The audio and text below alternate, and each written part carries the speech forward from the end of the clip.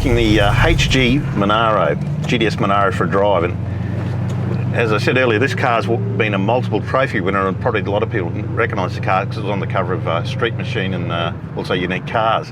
Now, it's a factory matching number 253 V8 automatic.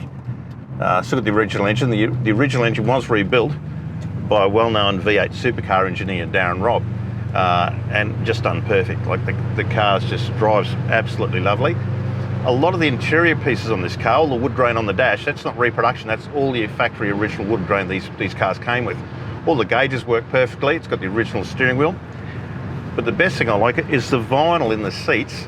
That's the original vinyl, they haven't been recovered. So to me, that just shows whoever owned the car for many, many years obviously took a lot of care of it. It does come with logbooks.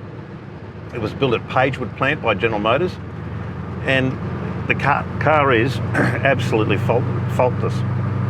It drives good.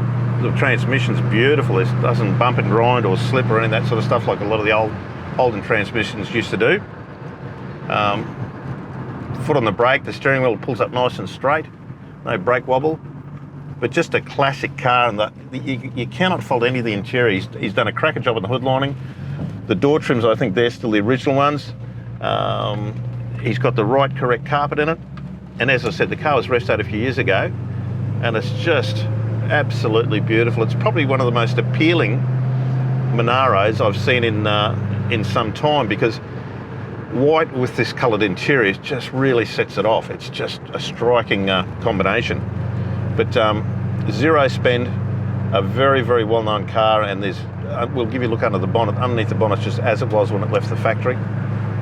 And there's not a rattle or a squeak in this car. Like, it's just amazing.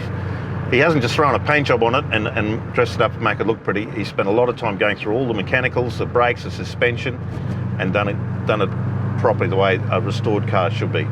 Anyway, it comes up this month at Grays. We have got it at our Pinkenba Bar facility if you want to pop in and have a look at it. And I'm just going to keep driving for a little bit longer because I haven't driven one so tight and so nice. And be online very soon.